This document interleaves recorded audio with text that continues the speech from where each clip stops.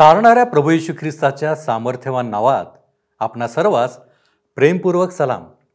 प्रियांनो, मागील कार्यक्रमात आपण येशूची परीक्षा या मुद्द्यावर माहिती घेत होतो. आज आपण सुरुवातीला त्यातील उर्वरित भागाचे अध्ययन करणार आहोत. नंतर आपण पाहू की येशूने आपल्या सेवा कार्यास सुरुवात केली आहे. त्याला आपल्याच गावात कोणत्या प्रकारे प्रतिसाद मिळाला? लोकांनी त्याला स्वीकारले का? तसेच या सेवा कार्यात त्याने कोणते कार्य केले या गोष्टी आपण पाहण्याचा प्रयत्न करणार आहोत. माझी खात्री आहे आपण नेहमीप्रमाणेच सिद्ध झाला असाल. तर मग चला प्रियांनो, आपण आपल्या अध्ययनाची सुरुवात करूया. श्रोत्यांनो, 4थ्या अध्यायाची 13 वचने आम्ही वाचली होती. एका प्रसंगी प्रभू येशूने 5,000 जेवू घातले. दुसऱ्या प्रसंगी त्याने 4,000 जेवण दिले.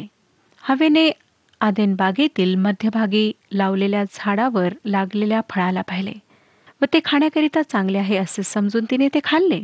योहान त्या परीक्षेला देहाची वासना किंवा शारीरिक वासना म्हणतो. योहानाचे पहिले पत्र 2 अध्याय 16व्या वचनात त्याने म्हटले, कारण जगात जे सर्व आहे ते म्हणजे देहाची वासना, डोळ्यांची वासना व संसाराविषयीची फुशारकी ही पित्यापासून नाही तर जगापासून आहेत. एका मानवाने जिवंत राहायचे आहे व जिवंत राहण्यासाठी भोजन त्याच्याकरिता आवश्यक असते. आज अनेक लोकांची ही तत्वप्रणाली आहे. लोकसमुदायाची आज हीच ओरड व हेच गीत आहे की आम्ही काय खावे, काय प्यावे, कुठे राहावे, काय ल्यावे. अनेक लोकांकरिता हेच जीवन आहे. लोक अप्रामाणिकपणाने चोरी करून, जुवा खेळून, दारू विकून, वाटेल ते करून पैसा कमवण्याचा प्रयत्न करतात आणि आपल्या शरीरासाठी आवश्यक ते प्राप्त करण्याचा प्रयत्न करतात. स्त्रिया आपल्या शरीराचा विक्रय करून पैसा कमावतात. सैतानाने मानवाच्या प्रती त्याची जी नीच भावना आहे ती प्रगट करताना परमेश्वराला योबाचे पुस्तक 2 अध्याय आणि 4थ्या वचनात म्हटले, त्वचेसाठी त्वचा, मनुष्य आपल्या प्राणांसाठी आपले सर्वस्व देईल. हे खरे नाही, कारण आम्हाला दिसतं की योबाने स्वतःला त्यासाठी वाहून दिले नाही. तो त्याच्या परीक्षेत पडला नाही. आमच्या प्रभूने सुद्धा त्याच्या परीक्षेचा सामना करण्याकरिता वचनरूपी तलवार वापरली. ही तलवार म्हणजे देवाचे पवित्र वचन, आणि त्याने सैतानाला पराजित केले. 4था अध्याय 4थं वचन आम्ही वाचलं होतं. आम्हाला दिसतं श्रोत्यानो की सैतानाने प्रभू येशूची मानसिक रूपाने परीक्षा घेतली. ही परीक्षा योहान सांगतो की डोळ्यांची वासना होय. आदेन बागेत मध्यभागी जे झाड लावण्यात आले होते त्या झाडावरील फळाला हवेने पाहिले आणि ते फळ दिसण्यास सुंदर असे तिला भासले. सैतानाने ख्रिस्ताला उंचावर नेले व त्याला जगातील सर्व राज्ये दाखवली. जगातील सर्व राज्यात रोमचे विशाल साम्राज्य सामील होते. परंतु ख्रिस्त वधस्तंभाच्या माध्यमाने त्या राजासनावर विराजमान होण्यास जात होता. सैतान म्हणत होता की येशू, तू वधस्तंभाला सोडून दे. पौल आम्हाला सांगतो करिंथकरास पहिले पत्र 1 अध्याय आणि 18व्या वचनात, कारण ज्यांचा नाश होत आहे त्यांना वधस्तंभाविषयीचा संदेश मूर्खपणाचा आहे, पण ज्यांना तारण प्राप्त होत आहे अशा आपणास तो देवाचे सामर्थ्य असा आहे. जेव्हा सैतान त्या राजासनाकरिता येशूला सोपा मार्ग दाखवित होता तेव्हा वधस्तंभाचा मार्ग अवलंबवणे खरोखर जगाच्या दृष्टिकोनातून मूर्खपणा वाटतो. मला आता आपणाला काही सांगू द्या श्रोत्यानो, ज्यामुळे आपणास कदाचित धक्का बसेल. ख्रिस्ताविना ह्या जगात राज्य स्थापित करणे सैतानी आहे. फक्त 2च सत्ताधारी आहेत हे लक्षात घ्या. एक तर प्रभू येशू ख्रिस्त आणि दुसरा सैतान. जर आपण प्रभू येशूला मानित नाही तर आपणाला दुसऱ्याला सत्ताधारी म्हणून कबूल करावेच लागेल. पौलाने करिंथकरास पहिले पत्र 2 अध्याय आणि 2ऱ्या वचनात म्हटले, कारण येशू ख्रिस्त म्हणजे वधस्तंभावर खेळलेला येशू ख्रिस्त, ह्याच्याशिवाय मी तुमच्याबरोबर असताना दुसरे काही जमेस धरू नये असा मी ठाम निश्चय केला. आणि शेवटी आम्हाला दिसतं 9 ते 13 वचनांमध्ये की येशूची सैतानाने आत्मिक रूपाने परीक्षा घेतली. त्या बागेतील मध्यभागी लावण्यात आलेल्या झाडाचे फळ हवेला खाण्याजोगे वाटले आणि तिला ते खाण्याची इच्छा झाली, कारण ते बुद्धिमान बनविण्यास तिला ते इष्ट वाटले. योहान ह्या परीक्षेला जीवनाचा घमंड म्हणतो. योहानाचे पहिले पत्र 2 अध्याय आणि 16वं वचन, योहानाचे पहिले पत्र 2 अध्याय 16 वचन. कारण जगात जे सर्व आहे ते म्हणजे देहाची वासना, डोळ्यांची वासना व संसाराविषयीची फुशारकी ही पित्यापासून नाहीत तर जगापासून आहेत. श्रोत्यानो, हे आत्मा आणि विश्वास ह्याविषयी आहे. सैतानाची इच्छा होती की प्रभूने तो देवाचा पुत्र आहे हे प्रदर्शित करावे. तो म्हणतो की त्यांना दाखव, सिद्ध कर, मग ते तुला स्वीकारतील. हा विश्वास नव्हता, परंतु एक गृहीत होते. ते परमेश्वराला आव्हान देणे होते. विश्वास म्हणजे श्रोत्यानो शांतपणे देवावर विसंबून राहणे, त्याची इच्छा पूर्ण करणे. हे लक्षात घेणे मनोवेधक आहे की जेव्हा सैतानाने स्तोत्रसंहिता 91 अध्याय 11 आणि 12 मधून जे वचन उच्चारले ते वचन चुकीचे उच्चारले. वाचूया श्रोत्यानो स्तोत्रसंहिता 91, 11 आणि 12 वचने. कारण तुझ्या सर्व मार्गात तुझे रक्षण करण्याची तुझ्याविषयी तो आपल्या दिव्य दूतांना आज्ञा देईल. तुझ्या पायांना धोंड्याची ठेच लागू नये म्हणून ते तुला आपल्या हातावर झेलून धरितील. हे त्याने पवित्र शास्त्रात ज्या प्रकारे लिहिले आहे त्या प्रकारे उच्चारले नाही, ज्याप्रमाणे त्याने आदेन बागेत सुद्धा हवेला देवाचे वचन चुकीचे करून सांगितले. आता प्रश्न हा उद्भवतो की येशू ख्रिस्ताची परीक्षा का घेण्यात आली? हे दर्शविण्याकरिता श्रोत्यांनो की तुमचा व माझा तारणारा पाप विरहित आहे. तो पाप विरहित आहे, तो निर्दोष आहे आणि तो तारण देण्यास समर्थ आहे. त्याला संपूर्ण अधिकार देण्यात आला आहे हे त्याने सिद्ध केले. श्रोत्यांनो, आज आमचा प्रभू येशू गौरवात आहे. तो आमच्या भावना समजू शकतो, तो आमचे समाधान करू शकतो. आमचा असा तारणारा असणे किती विलक्षण आहे. मी आपणाला प्रश्न विचारू इच्छिते की काय येशू ख्रिस्त आपला तारणारा आहे? योहानाचे पहिले पत्र 2 अध्याय आणि पहिल्या 2 वचनांमध्ये तो लिहितो, अहो माझ्या मुलांनो, तुम्ही पाप करू नये म्हणून हे मी तुम्हास लिहितो.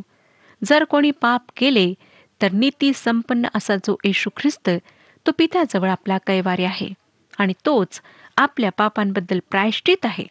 केवळ आपल्याच पापांबद्दल नव्हे तर सर्व जगाच्याही पापांबद्दल आहे. आता श्रोत्यांनो, सैतानाने प्रभू येशू ख्रिस्ताची परीक्षा घेतल्यानंतर येशूला सामर्थ्य प्राप्त झाले. हा प्रभू येशू जीवनातील सर्व परिस्थिती, सर्व बाबतीत आम्ही ज्याच्यावर अवलंबून राहू शकतो तो आहे. काय आज आपले जीवन त्याच्यावर निर्भर आहे? काय आपण त्याच्यावर अवलंबून आहात? 14वे वचन सांगतं, 4 अध्याय 14वे वचन. नंतर येशू आत्म्याच्या सामर्थ्याने गालिलात परत आला व त्याची कीर्ती चहूकडील प्रदेशात पसरली. परीक्षेनंतर प्रभू पवित्र आत्म्याच्या सामर्थ्यात पुढे येताना दिसतो. श्रोत्यानो, परीक्षा कुठल्याही व्यक्तीच्या जीवनात 2 गोष्टींपैकी एक गोष्ट करते. एकतर ती त्या व्यक्तीला अधिक सामर्थ्याने भरते किंवा त्या व्यक्तीला ती दुर्बळ बनवते. ही एखाद्या सैन्याप्रमाणे आहे. सैन्य आपणाला बळकट करू शकते किंवा आपणाला तोडू सुद्धा शकते. दुःख, छळ, त्रास आपणाला नरम करू शकतो किंवा कठोर करू शकतो. एक फार जुनी म्हण आहे की सूर्याच्या उष्णतेने मेण विरघळते, परंतु त्याच उष्णतेने माती मात्र कडक बनते. हा त्या पदार्थाचा गुण आहे, विरघळणे किंवा कडक होणे. सूर्य मात्र बदलत नाही, तो तसाच राहतो. श्रोत्यांनो, लक्षात घ्या की परमेश्वर तुम्हाला कठोर करीत नाही. त्याने फारोचे हृदय कठीण केले नाही. फारोचे हृदय आधीपासूनच कठोर होते.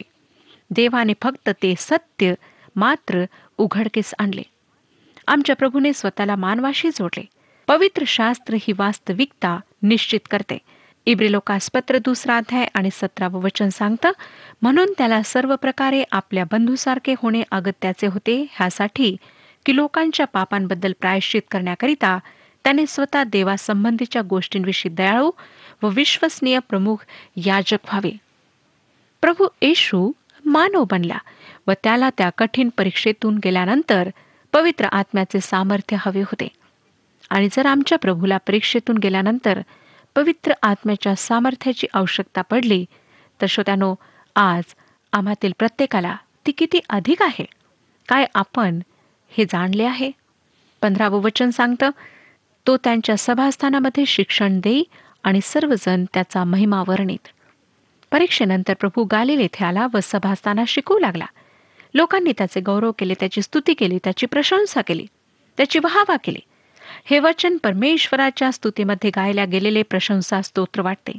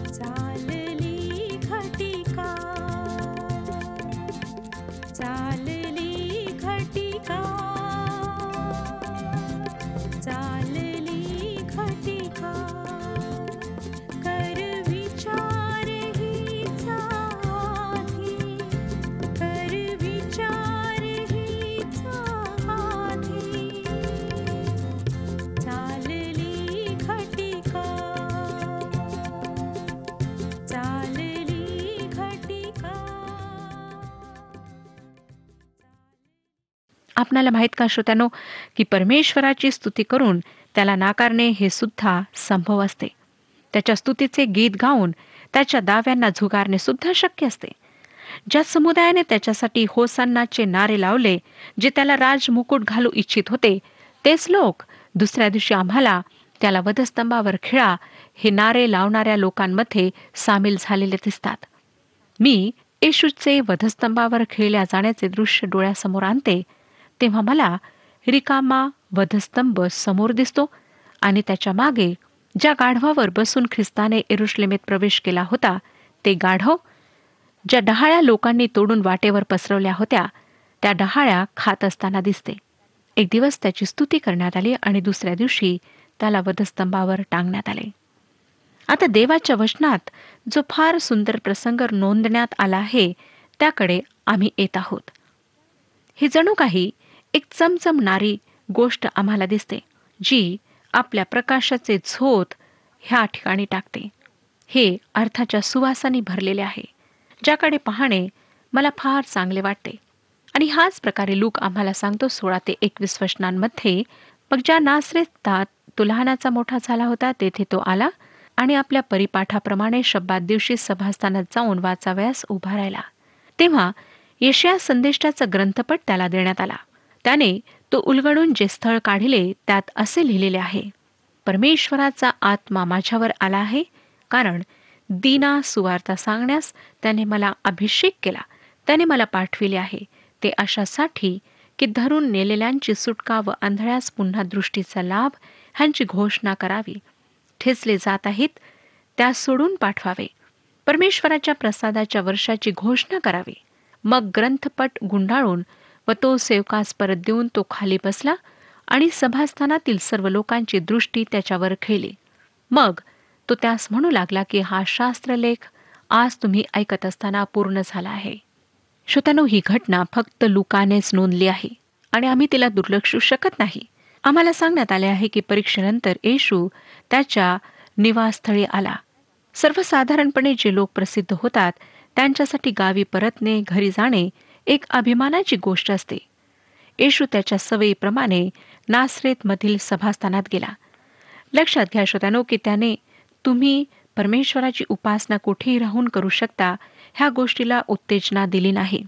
विशिष्ट स्थळी किंवा कुठल्याही स्थळी उपासनेला त्याने मान्यता दिली नाही. जरी श्रोत्यानो मला क्रिकेट मॅच पाहायला आवडते, तरी मी असे म्हणू शकत नाही की क्रिकेटच्या मैदानावर मॅच पाहत असताना मी मनात देवाची उपासना करीन. मी अनेक लोकांना असे म्हणताना ऐकते की देवाच्या मंदिरातच जाऊन उपासना करणे आवश्यक थोडी आहे, घरी राहूनही आम्ही उपासना करू शकतो. श्रोत्यांनो, आपण तसे करू शकत नाही. जेव्हा मी क्रिकेटच्या मैदानावर जाते, तेव्हा काही मी मनामध्ये देवाची उपासना करायचा विचार घेऊन जात नाही, तर माझ्या मनामध्ये मॅचचे विचार असतात. आपण रविवारी मंदिरात जाता ते देवाची उपासना करण्याच्या इच्छेने जाता. आणि आमच्या प्रभूची ही नेहमीची सवय होती की तो शब्बात दिवशी सभास्थानात जात असे. प्रभू येशूच्या दिवसात सभास्थान यहुद्यांची एक फार महत्त्वाची धार्मिक संस्था असे. बाबिलोनच्या बंदिवासाच्या समयी हे अस्तित्वात आले असावे. यहुदी त्यांच्या मातृभूमीपासून ते मंदिर आणि ती वेदी ह्यांच्यापासून दूर होते. ह्यात काही शंका नाही की ते विशेष करून देवाचे भय मानणारे व धार्मिक प्रवृत्तीचे लोक देवाचे वचन ऐकण्याकरिता आणि उपासना करण्याकरिता त्या सभास्थानात एकत्र येत होते. एस्केलचे पुस्तक 14 अध्याय 1 वचन आणि 20 अध्याय 1 वचन ह्यामध्ये सांगण्यात आले आहे की इस्रायलाच्या वडिलांपैकी कित्येक मनुष्य मजकडे येऊन माझ्या समोर बसली. 7व्या वर्षी 5व्या महिन्यात दशमेस असे झाले की इस्रायलाचे काही वडील प्रश्न विचारण्यासाठी येऊन माझ्या समोर बसले. हे सभास्थानाप्रमाणे असावे. हद्दीपारीनंतर सभास्थान तसेच राहिले. पहिले ते मोशेच्या नियमशास्त्राला सांगण्यासाठी होते, नंतर प्रार्थनेसाठी आणि देवाचे वचन सांगण्यासाठी उपयोगात येत असे. पहिले नियमशास्त्र संबंधाने सूचना देण्यास सर्व वर्गाच्या लोकांसाठी हे असे. आमच्या प्रभूच्या वेळी सर्व मोठ्या शहरांमध्ये सभास्थाने होती. निदान प्रभू येशू ख्रिस्ताच्या ह्या पृथ्वीवरील जीवनातील एक दिवसाविषयी मी कल्पना करू शकते. शब्बात दिवशी तो सभास्थानात असे. इतर दिवशी तो आपल्या वडिलांसोबत किंवा इतर कार्य करीत असेल. आम्हाला दिसतं श्रोत्यानो की त्याने यशाचे पुस्तक 61 अध्याय 1 आणि 2 वचने वाचले. त्याने वाचन कोठे थांबवले हे लक्षात घेणे फार महत्वाचे आहे. त्याने येथपर्यंत वाचून पुस्तक बंद केले आणि ते सेवकास परत दिले. आश्चर्याची गोष्ट म्हणजे त्याने त्या वाक्याच्या शेवटपर्यंत ते वाचले नाही, परंतु मधातच थांबवले. आमच्या भाषांतरात त्याने अनुस्वारावरच थांबवले, परंतु जे तो वाचत होता त्या ठिकाणी अनुस्वार नव्हता. देवाच्या क्रोधाचा दिवस आला आहे ह्याचा त्याने उच्चार सुद्धा केला नाही. हे वाक्य ज्यानंतर येते ते सुद्धा त्याने उच्चारले नाही. ह्याचे कारण आपणास माहीत का श्रोत्यानो? त्याने त्या समूहाकडे पाहिले व म्हटले, हा शास्त्रलेख आज तुम्ही ऐकत असताना पूर्ण झाला आहे.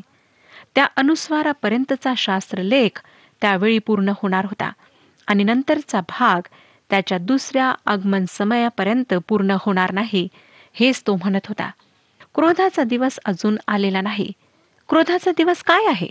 हा तो समय आहे श्रोत्यानो, ज्याविषयी स्तोत्रसंहिता 2 अध्याय 8 वचनामध्ये परमेश्वराने म्हटले की माझ्याजवळ माग म्हणजे मी तुला राष्ट्रे वतना दाखल देईन, पृथ्वीच्या दिगंतापर्यंतचे स्वामित्व तुला देईन. आमचा प्रभू वतना दाखल अन्य जातीच्या राष्ट्रांना कसे घेणार? स्तोत्रसंहिता 2 अध्याय 9 वचनामध्ये तो म्हणतो, लोहदंडाने तू त्यास फोडून काढीशील, कुंभाराच्या मडक्यासारखा त्यांचा चुराडा करीशील. ह्याच प्रकारे परमेश्वर सत्तेमध्ये येणार आहे. हा क्रोधाचा दिवस असणार आहे. हा प्रभूचा दिवस असणार आहे. आणि श्रोत्यानो, हे सर्व त्याच्या दुसऱ्या आगमन समयी घडेल. तो प्रथम दिनास शुभवर्तमान सांगण्यास आला, जेणेकरून त्यांचे तारण व्हावे. तो पवित्र आत्म्याच्या अभिषेकाने पूर्ण होऊन तारणाचा गौरवी संदेश देण्यास आला. श्रोत्यानो, आम्ही अद्यापही शुभवर्तमानाच्या काळात जगत आहोत. तो जेव्हा दुसऱ्या समयी येईल तेव्हा तो क्रोधाचा दिवस असणार आहे. आता 22 वचन पहा. तेव्हा सर्व त्याची वाहवा करू लागले आणि जी कृपावचने त्याच्या मुखातून निघत होती त्याविषयी आश्चर्य करू लागले. ते म्हणू लागले, हा योसेफाचा पुत्र ना? आता श्रोत्यानो, आपण पुढची वचने वाचूया. त्याने त्यास म्हटले, खरोखर तुम्ही मला ही म्हण लागू कराल की हे वैद्या, तू स्वतःलाच बरे कर. कफरनहुमात ज्या गोष्टी तू केल्यास असे आम्ही ऐकले त्या येथेही आपल्या गावी कर. पुढे तो म्हणाला, मी तुम्हास खचित सांगतो, कोणताही संदेष्टा स्वदेशात मान्य होत नाही. आणखी मी तुम्हाला खरे ते सांगतो की एलियाच्या काळी 3.5 वर्षे आकाश बंद राहून सर्व देशात मोठा दुष्काळ पडला होता. त्या काळी इस्रायलात पुष्कळ विधवा होत्या, तरी त्यातील एकीच्याही कडे एलियाला पाठविलेले नव्हते. तर सिदोन प्रदेशातील सारफत येथील एका विधवेकडे मात्र त्याला पाठविले होते. तसेच अलिशा संदेष्टाच्या काळी इस्रायलात पुष्कळ कुष्ठरोगी होते, तरी त्यांच्यातील कोणीही शुद्ध झाला नाही. तर सूर्याचा नामान मात्र शुद्ध झाला. हे ऐकून सभास्थानातील सर्व लोक संतापले. त्यांनी उठून त्याला गावाबाहेर काढले आणि ज्या डोंगरावर त्यांचे गाव वसले होते त्याच्या कड्यावरून त्याला लोटून देण्यास ते थवर नेले. पण तो त्यांच्यामधून निघून गेला. नंतर आम्हाला भूतग्रस्ताला बरे करण्याविषयी वाचण्यास मिळते. तो गालिलातील कफरनहूम गावी खाली आला. तो शब्बात दिवशी त्यास शिक्षण देत असे. त्याच्या शिक्षणावरून ते थक्क झाले, कारण त्याचे बोलणे अधिकारयुक्त होते. तेव्हा अशुद्ध भूताच्या आत्म्याने पछाडलेला कोणी एक माणूस सभास्थानात होता. तो मोठ्याने ओरडून म्हणाला, अरे येशू नासरेत करा, तू आमच्यामध्ये का पडतोस? तू आमचा नाश करावयास आलास काय? तू कोण आहेस हे मला ठाऊक आहे, देवाचा पवित्र पुरुष तो. तेव्हा येशू त्याला धमकावून म्हणाला, गप्प रहा, ह्याच्यातून निघ. मग भूत त्या मनुष्याला त्यांच्यामध्ये खाली आपटून काही उपद्रव न करिता त्याच्यातून निघाले. तेव्हा सर्वजण विस्मित होऊन एकमेकास म्हणू लागले, काय हे बोलणे? हा अधिकाराने व सामर्थ्याने अशुद्ध आत्म्यास आज्ञा करीतो आणि ते निघून जातात. नंतर त्याच्या विषयीची ख्याती चहूकडील प्रदेशात पसरत गेली. मग तो सभास्थानातून उठून शिमोनाच्या घरी गेला. शिमोनाची सासू कडक तापाने पडली होती. तिच्यासाठी त्यांनी त्याला विनंती केली. तेव्हा त्याने तिच्यावर ओणवून तापाला दटाविले. तेव्हा तिचा ताप निघाला व लगेच ती उठून त्यांची सेवा करू लागली. मग सूर्यास्ताच्या वेळी ज्या सर्वांची माणसे नाना प्रकारच्या रोगांनी पिडलेली होती त्यांनी त्यांना त्याच्याकडे आणले आणि त्याने त्यांच्यातील प्रत्येकावर हात ठेवून त्यास बरे केले. तू देवाचा पुत्र आहेस असे ओरडत भूते देखील पुष्कळ माणसातून निघाली. परंतु त्याने त्यास धमकाविले व बोलू दिले नाही, कारण तो ख्रिस्त आहे हे त्यास ठाऊक होते. मग दिवस उगवल्यावर तो निघून रानात गेला. तेव्हा लोकसमुदाय त्याचा शोध करीत त्याच्याजवळ आले आणि आपणापासून त्याने जाऊ नये म्हणून ते त्याला अडवित होते. परंतु तो त्यास म्हणाला, मला इतर गावीही देवाच्या राज्याची सुवार्ता सांगितली पाहिजे, कारण त्यासाठीच मला पाठविले आहे. मग तो यहुदियाच्या सभास्थानामध्ये उपदेश करीत फिरला. श्रोत्यानो, ह्या वचनावर आम्ही पुढच्या कार्यक्रमात विचार करू. परमेश्वर आपणास सर्वांस आशीर्वाद देऊ. हा कार्यक्रम आपणास आवडला काय? आता आम्हाला एक मिस कॉल करा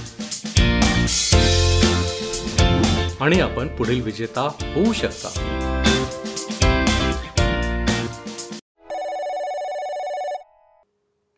प्रियांनो, येशूने जसे म्हटले होते की कोणताही संदेष्टा स्वदेशात मान्य होत नाही, त्याचप्रमाणे आपल्याकडे मराठीमध्ये एक म्हण आहे की पिकते तेथे विकत नाही.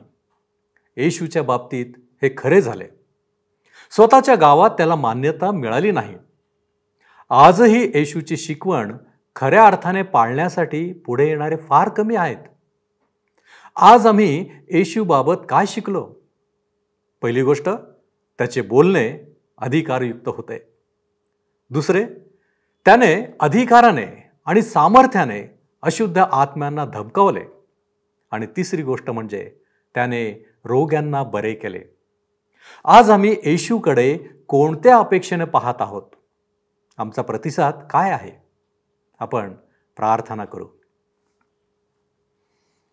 आमच्या सर्व समर्थ देवबापा, जो तू आमच्यावरती प्रीती करतोस, जो तू आम्हाला सांभाळतोस, आम्ही तुझ्या नावाला धन्यवाद देतो. पुन्हा एक वार आम्हाला तुझ्या चरणापाशी तू एकत्रित केलेलं आहेस.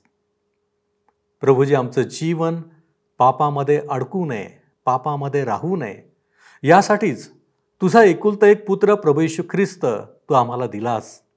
आणि होय प्रभूजी, त्याचा जन्म आम्हा प्रत्येकासाठी आशीर्वादाचा असा झालेला आहे की जेणेकरून प्रभूजी आम्ही पापामध्ये अडकून राहू नये, तर आम्ही विश्वास ठेवून सदा सर्व काळासाठी त्या आशीर्वादाच्या ठिकाणी, म्हणजेच जेथे तू आहे तेथे आम्ही असावं, ही जी तुझी इच्छा आहे ती परिपूर्ण व्हावी. प्रभूजी, ते सार्वकालिक जीवन मिळवण्यासाठी आम्ही झटावं, ही तुझी इच्छा आहे. आणि म्हणून प्रभू परमेश्वर देवप्पा, आम्ही आजच्या दिवसाबद्दल तुझे आभारी आहोत. या सगळ्या गोष्टींची आठवण करण्याची संधी तू आम्हाला देत आहेस. प्रभूजी, आमचं जीवन आम्ही तुला समर्पित करतो. तू आमचं स्वीकार कर, तू आम्हाला आशीर्वादित कर. सर्वांना तू सुखी ठेव, समाधानी ठेव, आनंदी असं जीवन तू प्रत्येकाला दे. आणि हा आनंद आमच्या जीवनामध्ये सातत्यानं राहू दे. तारणारा प्रभू येशू ख्रिस्त महान याच्याद्वारे ही विनंती करतो, म्हणून तू ऐक. आमेन. विश्वासात स्थिरावलेले व अढळ रहा. प्रभू आपणास सहाय्य करो.